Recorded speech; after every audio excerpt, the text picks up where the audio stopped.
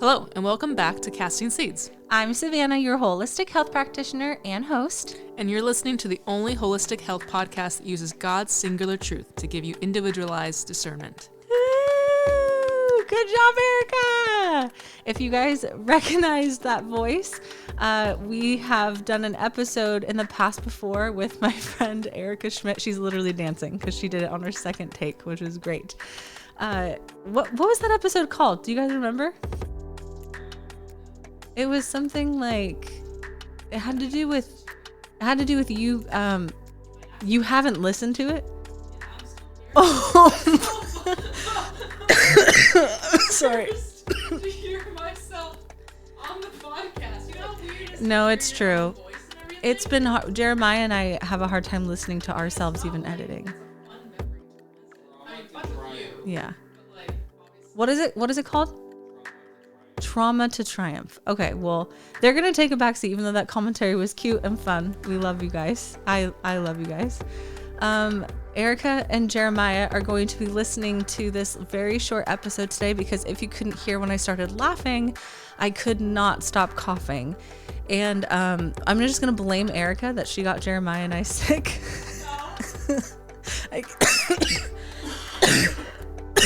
I'm just joking. But there has been a plague that has hit our house, and it started with Erica, so I guess I can't blame her. She arrived sick, and then Jeremiah and I both got 2 separate illnesses after that, so it's not 100% her fault. But we just love to blame her for stuff because it's fun, and she's my best friend, and I can do that.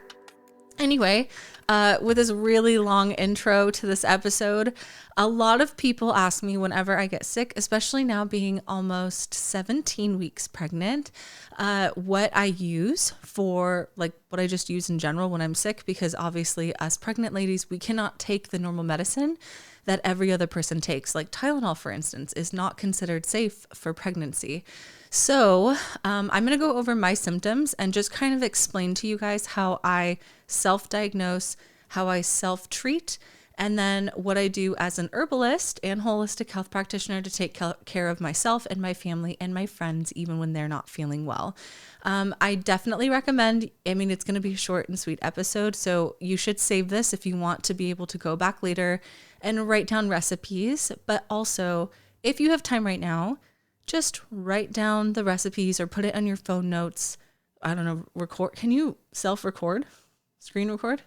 Is that not a thing? Jeremiah's shaking his head no.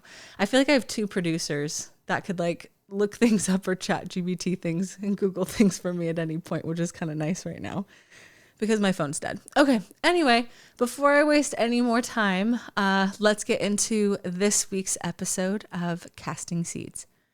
Okay, so the very first thing that I want to talk about, which actually has kind of hit the internet by storm this year, which I love it when herbal trends actually that help and are inexpensive, that actually work, get big on the internet, because I feel like people see it and they think it's so small and so dumb that they end up not trying it. So, but it is fermented honey. And if you guys are wondering what that is, I want to let you know that one, I did try it with a Walmart store-bought honey and it didn't work because they have synthetic sugars mostly in them. Even though it says 100% honey, the FDA legally is allowed to do that. I do not recommend doing it. You need to get wild honey from a local farmer's market, or if you trust a store nearby that does actually sell good local honey, that is the number one thing I recommend. I think some people hear that and they think it's kind of common sense, but to most people it's not. And when you don't have anything available, or, Target or Walmart or whatever grocery store around is the only thing that you have, sometimes it actually is worth it to just kind of save up, order something online from a local vendor, or contact local vendors as to where you can get locally grown good honey and herbal supplements or herbs in general. So what you'll need for this recipe is a jar that can seal fully on the top. I don't recommend using mason jars unless you're going to, unless you're going to use a cloth with it, because the honey itself can make the mason jar lids really sticky, and also I feel like they can rust really easily. What we love to use is like an old leftover tomato lid jar, so something that can fully seal. So you want to get honey And I would get at least a half a gallon just so that you have it for other remedies as well, including the next one that I'm going to speak about. But you want to get honey, you want to get fresh garlic, and I mean whole garlic. You don't want anything dried, no curated herbs, a fresh bulb of garlic or two. And then I actually loved, I added this myself. I haven't seen anyone else do it. I added Thai basil, let me think, holy basil, and all of the Italian herbs. Think thyme, rosemary, and oregano. And I'm trying to think if I put anything else in there. I think that's it. But all of those herbs are really strong antifungals, antivirals, and antibacterials. The honey itself is also an antibacterial and a really strong antiviral, depending on where you get your honey from, of course. And then obviously garlic is a really great antifungal and antiviral. So all of these things, you're going to, depending on the size of your jar, like I filled up my jar about, I would say 3/4 of the way with honey. So it just depends on the size of the jar that you get. I filled it up to there because you want air space at the top for the fermentation process to happen. Actually, I'm going to take that back. Fill it up halfway because you're also going to fill it up with herbs, and then you can always top off more honey if you want. So I take that back. Fill up your jar, however big it is, halfway up with honey. Next, you're going to put however many cloves of garlic you want. I did about a handful, and that really raised the volume. So that's why I remembered that. And then sprinkle in as many herbs as you want. Make sure with the thyme specifically, because thyme can be normally connected to like its branch still. And my husband hates that when he's taken it. Jeremiah has literally gagged putting the spoonful of honey in his mouth and then having to swallow or chew a branch. So I recommend making sure you debranch any of your herbs, but you can put in as little or as much of any of those herbs that I mentioned as possible. And of course, if there are other herbs that you're interested in, you can do that. I just can't guarantee that the herbs that you're going to add are going to be breastfeeding safe, pregnancy safe, or even child safe. And all of these are, which is why I love it. I also want to recommend, of course, before you use any jars, you sterilize it by boiling it or using any type of washing soda and letting it air dry in the sun beforehand if you didn't want to boil. But normally boiling's the best. And so then what you're going to do, you're going to fill up the honey halfway in the jar. You're going to put your herbs in it, including your garlic, and you want to at least leave an inch or maybe 2 inches of space at the top of your jar. So then you can top it off, of course, with more honey, shake it and flip it upside down. And every day I want you to shake it once upside down. And every day you're going to burp it a little bit. By day 2 or day 3, especially if you kind of leave it in the sun or just out of the sunshine, you're going to see bubbles and fermentation happen in the honey, which is such a cool process. But you want to leave it fermenting for at least 3 to 5 days for it to really come to its full effect. I would even say a full week. That's what we waited. And I'm not going to lie, you guys, I have been using fire cider, which for years, and that's actually going to be the next recipe that I'm going to give you. But I've been using fire cider for years, elderberry syrup. I mean, I'm just trying to think, a bunch of different herbs individually as teas and supplements. And I'm not joking when I say that I had the worst viral vomiting, flu, headache, splitting migraine when I was newly pregnant. And now I have this horrible dry cough, which normally for coughs I use OSHA, but OSHA is really good for a wet cough. If you use it for a dry cough, it's much worse. And I'm not going to lie, this has been, even though it feels so gross sometimes chewing the garlic and swallowing it, this has been the number one thing that has helped me feel so much better. And why I've only taken it twice today, and I think it's been about 6 hours since the last time I've taken it, and I still sound this good, and I'm only coughing every once in a while. So I just want to say it is a game changer, and especially because you can really drop in blood sugar. I honestly think that's why I feel so much better after I take a spoonful. And it's also good to remember with all the remedies I'm going to be telling you today, you want to take each remedy at least a few times a day. And then you'll start to see which one really works with you in that current illness. Like I've taken fire cider today. I've also taken now I can't even think. the honey, the fermented honey. And so far, the one that I feel instantly better with is the fermented honey, the fermented garlic honey, which is why I've continued to use it throughout the day. And I haven't really considered going back to the fire cider at all. So 10 out of 10 recommend the fermented honey, maybe for your littles and stuff, or your, maybe more picky people in your family, like my husband, for instance. I just recommend that you can also whip it or blend it all together after you're done fermenting it and putting it back in the jar. Just make sure whatever you blend it in, again, is very clean, dry, and has no water in it. Because if it has water in it, water and the sugar and the honey will create mold. And then that's obviously not a good batch. So just be careful with that. And now let's move on to I'm going to give you a really good tea, and then we'll move on to the fire cider, because there's a lot of things that I have to mention for the fire cider. So next is an herbal tea that I use actually quite often, and it's really easy because anyone can drink it and think that it tastes super yummy and super good, but it's also really good for you. Having it a couple of times a day is great, and you can kind of modify it to your specific needs, especially if you have an herbalism background.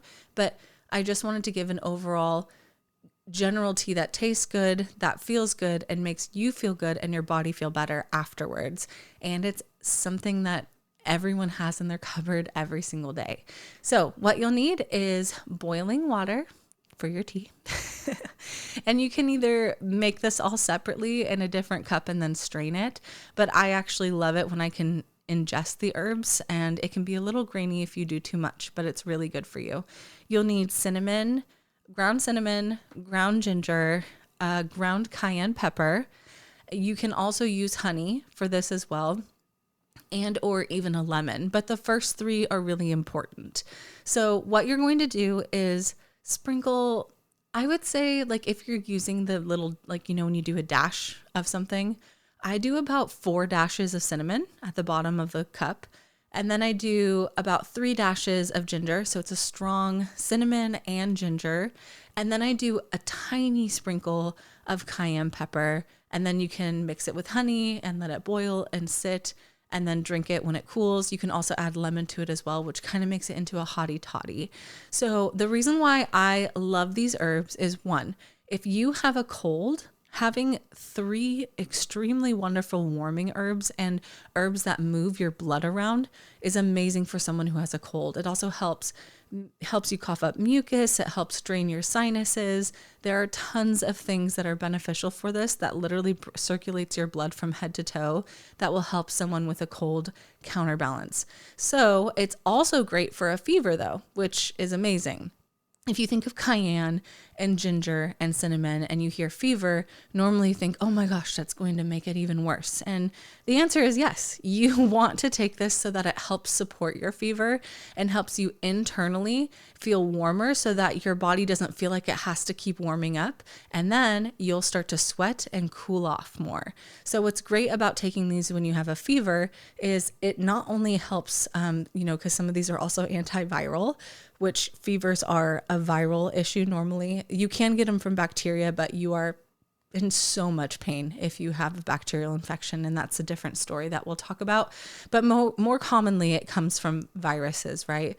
So if you have yellow mucus and you're seeing that it's a viral issue, not so much a bacterial issue, these herbs are amazing for helping circulate that fever and helping you beat the virus, especially before you go to bed. So, and then the lemon is also really good for helping your digestive system wake up a little bit so that it gets the herbs into your bloodstream faster. And then of course, honey just makes it taste good. It's also antiviral and antifungal. Again, all really great benefits, right? So it's a simple drink. It also just tastes so comforting and homey, and but it's really strong and powerful. And it's something that I would recommend even for kids, for the elderly, husbands, wives, it doesn't matter. It's totally safe, and it's only going to make you feel so much better. And for pregnancy, because they're all natural blood thinners, they're actually really great for helping bring more nutrients to the baby. So you can also use it as a drink to help bring warmth and nutrients to your baby while he or she is growing in your womb. Okay, last but not least, I want to talk about fire cider because I feel like there's a lot of misconceptions with it. Fire cider is not something that can be branded or trademarked in any way. In fact, actually, Rosemary Gladstar, who's a very, very famous herbalist, fought tooth and nail to be able to make sure that it's a Native American recipe, could not be trademarked and used, because then it would be illegal for any of us to make it on our own. And it's very, very basic. You can use 3 herbs when making it. You can use 50 like me. I'm not going to give you guys the giant recipe that I use, because it's whatever I have and whatever is in season and whatever is growing in my organic backyard at the time. So it changes consistently. But this is what I want to say before you guys start making your own fire cider. One, I want to say that making your own medicine is vital for your body to learn and understand how the most simple and gentle of plants can actually be used as a really strong medicine. 2, how in herbalism specifically, if you use a plant for a certain thing, let's use chamomile because it's very common.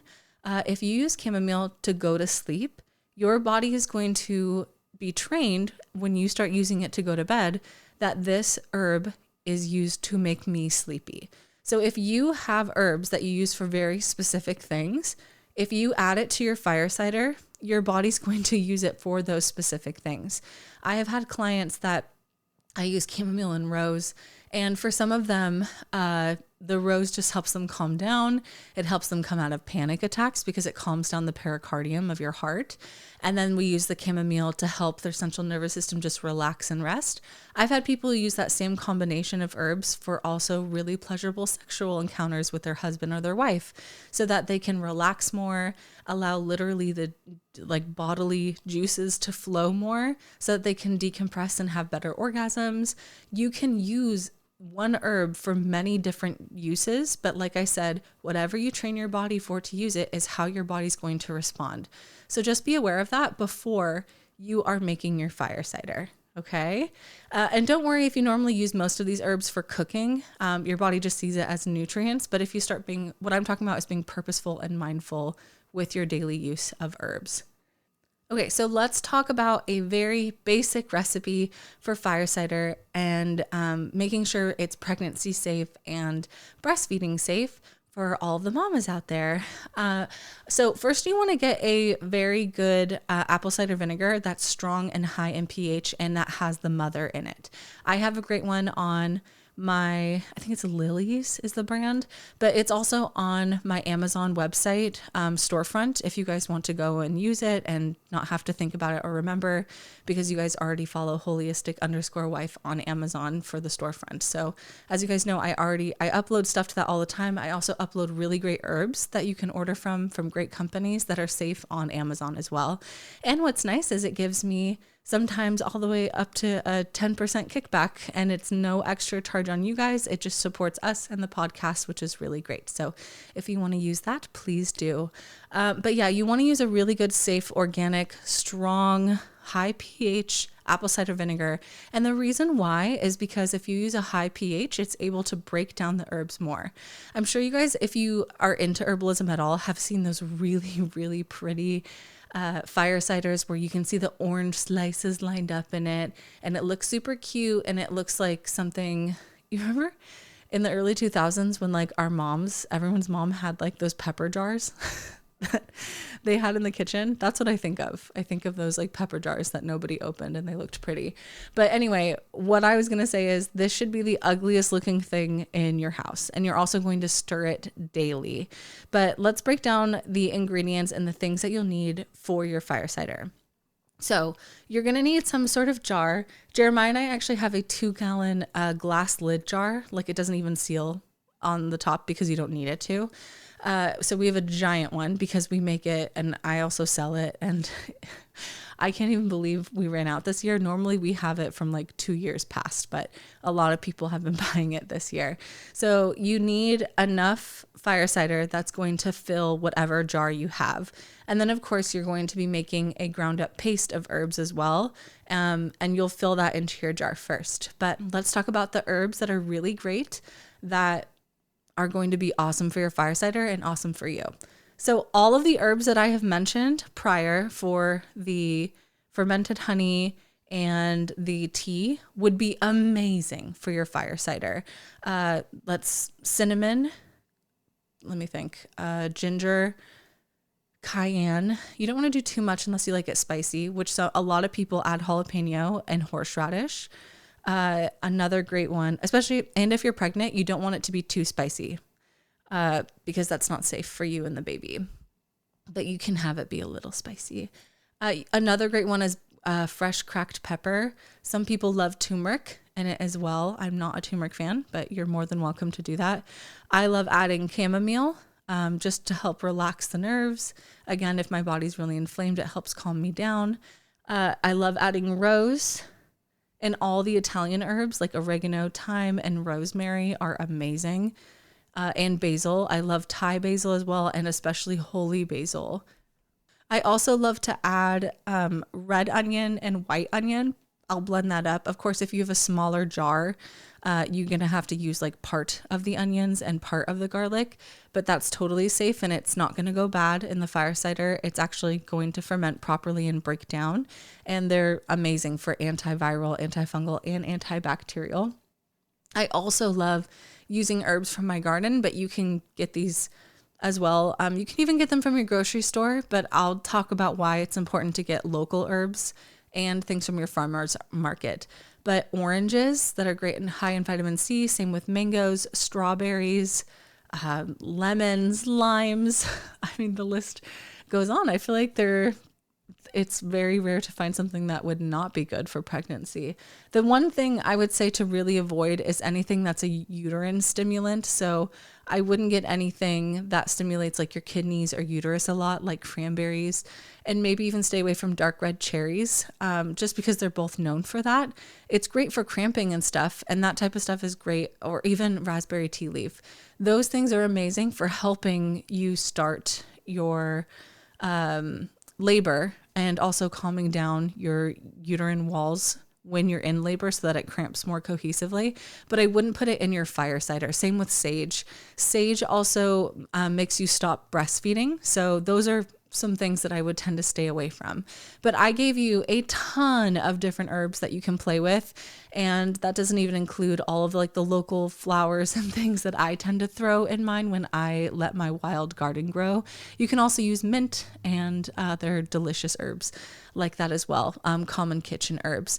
But with this mix, and the reason why I would suggest growing them or finding them locally as much as possible is because, one, you are eating your local gut biome. So if it's within the same city, you are literally eating the gut biome of the city that the herbs grew in. Same thing if it's in your backyard and you touch those plants, I don't know. That's why when people use like their own feces for their plants, when they use it in their, compost. When they use it in their own compost to grow their plants, the plants can actually read the DNA of your body and see what's missing and grow that part in the plant that is missing that DNA from the ground. So let's say I'm growing basil in the backyard, and basil is really known for being antiviral and antifungal. If I have any type of virus that's in my feces that I used into my compost, what's cool is the plant will see that and read that and then be able to become tolerant against the virus and the things that were in my feces. So that's why actually using your own compost is amazing for your plants. And no, I do not do that for anyone who's worried that they've had any of my fire cider or any of my plants, but there is a plan and a purpose for it. And I do think that God was so sweet in the way that he created like our own local communities, that if people truly were using themselves as a full extent of a part of his creation and really truly being a part of creation and not ashamed of even what seems gross to us, we would be able to benefit so much more. So I just want to say, even with you touching your plants or being around it, your DNA can be on them and it can read it the same way that your breast milk will change for what your baby needs. Plants will literally do that for you, and the soil will. So it's just absolutely amazing. That's why I recommend, if you can't grow any of these plants on your own, save up and get these plants locally if you can, at any farmer's market or places around you that do grow them, because that's going to be stronger medicine than anything that you have dried in your cabinet unless you did it yourself. So yeah, ultimately what you're going to do is you're going to take all these herbs and, of course, wash them properly. You're going to put them in a blender. So this is where it doesn't look cute. You're going to mix a little bit of apple cider vinegar in it, so it should be a slop. And then you're going to pour that slop and all of these herbs into your jar. And then once it's, I think the herbs that I do, I fill our 2-gallon jug up about, I'm looking at it right now, probably a little over half of the way with the herbs and the apple cider vinegar mix. And then I top off the rest of it with apple cider vinegar, and then I mix it in. So every day for a minimum of, and you can just do it for 2 weeks and shake it every day or whatever. But I think that the strongest that I've ever had it where it tasted the best and worked the best was at least 3 months of letting it sit and mixing it every single day. And I mean, if you miss a few days, it's really not a big deal, but the fermented honey it's better for that one if you don't miss a day, because you need to burp it. Otherwise it could, like, the next time you open it, explode, kind of like kombucha. But this one doesn't ferment the same way because fire cider is not fermentation. It's a breakdown. So the fibers of the medicine, it's taking all of the vitamins and nutrients out of it, and then you're able to benefit off of it. It's very vinegary and very intense. I do not recommend you adding honey to it, because once you add honey to it, it creates an expiration date for it. So keep the honey separate. And if it tastes nasty too, because it tastes super herby and vinegary, just pour I don't think it tastes bad, and neither does my friend Erica. Jeremiah really can't stand it, but it tastes like, you can use it as salad dressing, in my opinion. But all you do is you mix it and then you strain it. And when you do strain it, you really have to, you want to strain the plants that are in it until literally it's dry in your hands, like with a cloth, and make sure your cloth, of course, is safe. But yeah, you take the mixture, you strain it all out, and then you have your own homemade DIY fire cider that you can use for any ailment whatsoever. I don't recommend it so much for topical use, but for internal use, it's wonderful. But fire cider is something that has been a staple in our household I've been doing it since before I was married to Jeremiah. And I think I've been doing it since 2020 or 2019. So at least 6 years. And I don't remember a time that I haven't used it for some sort of ailment and have not felt a million times better. But that's the thing, because we use the same giant batch, I do feel like that my body kind of gets used to it by about a year in. So I'm glad that we sell a lot of our batch. But the best time to harvest and do all these things is springtime. So we actually are running out of our last little bit of fire cider, and spring is upon us. So I'll be making another huge batch soon. And of course, if you follow me on Instagram, you saw the one that I made last year, and you can see the one that I'll be making again. But yeah, I love my fire cider, and normally you'll see all of the herbs that I use too if you follow me on Instagram. And of course, if you have any questions, you can always message me personally. But I hope that this is helpful for you guys. I get asked this question so often, and because I've been so sick on and off lately, and I've never had this low of an immune system before until I was pregnant. I was known as a person who never got sick. I could take care of all of my friends, my family. I could go to hospitals, and people would be like, "Oh my gosh, you never get sick." I'm like, "Yeah, because I take preventative stuff like fire cider. I would take it once a week to make sure I didn't get sick." And now being pregnant, that has all gone out the window. So I definitely recommend having these things made and on hand before a flu season, or if you know that your family's just been getting sick nonstop, have everyone be a part of it and touch it and get excited about making these medicines. And that's the thing. If you guys are worried that your kids are not going to want to try it, or your husband or whomever, you guys have heard in multiple episodes, even when we had Chef James on, and I think it was even, oh no, I'm going to be interviewing her soon, which will be fun.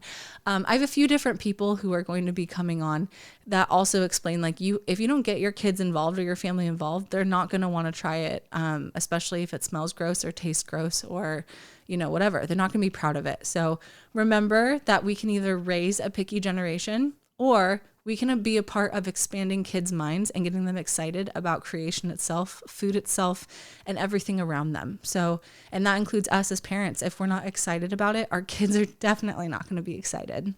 So I want to use this as a time of just whoever's listening, for you to take a step back and just kind of think about, what herbs have I really loved? What generationally too, because we've talked about this as well in other episodes, where have I been in the past 8 years generationally? 8 generations. Where have we been when it's been with my parents' side and my mom and my dad's? Where are my parents from? Where are their parents from? For me personally, I do really well with Hispanic herbs, American-based herbs, not so much Eastern herbs, but more Western medicine. And when I mean medicine, I mean herbal medicine. Same with Norwegian type of medicine, because guess what? And Italian, because that's where my family is from. My body and my DNA are genetically made up from that, and that's what my body responds to. So that's what's going to be best for your family. If you are more of Asian descent or African descent or South American descent, think about herbs that are going to be coming from those areas. Or even if you're more of an Inuit and from like the northern parts of Canada, all of these places are going to have herbs that respond best to your DNA. So if you take that hot second to just think about it and write those things down, even if it's things like, man, I love lentils, I love beans, great. What do you use to season them? What feels good and why does it make you feel good? If you really think about these things, I mean, this is what people have been doing for thousands of years traditionally. This is how God made us. And it actually gets you more connected as to why you feel good and how to feel better. So remember, you guys, that when it comes to God's intention and his love for us, he really did set everything up to be so simple and so easy. And the enemy wants us to feel disconnected from ourselves and from our bodies, and especially from God's good and beautiful creation. And when that happens, that's when we take advantage of it. That's when we don't curate it and take care of it the way that we were called to do from the Garden of Eden. And that's when we become selfish as individuals. And honestly, we don't live in creation properly. So I just want to ask you to not take a step back and think that this is Savannah doing her hippy dippy weirdo stuff, but remember that we are a part of God's creation. We are not individual gods. We are not individual leaders in the fact that we are our own spiritual, beneficiaries. If you're a Christian, you believe in the fact that you are a humble image bearer in the body of Christ, and you know and understand that everything was made and curated for a purpose, and you're a part of that purpose, and it's a blessing to be there. So just show that you're thankful for that blessing, and live honorably. And remember, I've loved the emails that you guys have been sending me, and encouragement to keep the podcast going. So thank you. And just remember that we're here to answer any of your questions. And I love doing it through emails and Instagram messages and even on Facebook. But God bless you guys. Remember to keep casting seeds, and just know Jeremiah and I are always praying for you, and we can't wait for next week. Bye. We hope you enjoyed learning how to cultivate God's creation from a biblical perspective. Holistic health is to prioritize whole person wellness through Christ. Like and comment on what topics we're casting seeds or casting pearls. If you found this information provided useful, subscribe to our podcast for future updates, leave a review to help us improve, and share this episode. We would like to remind you before we leave that perfect health cannot be attained in this world. Only spiritual salvation through sanctification and repentance to God and turning away from sin will give you a perfect body in the kingdom come. Nourish yourself in the Word, in prayer, and in biblical fellowship daily. Thank you for joining us today, and a special thank you to our listeners for making this podcast possible. Always praying. Keep casting seeds.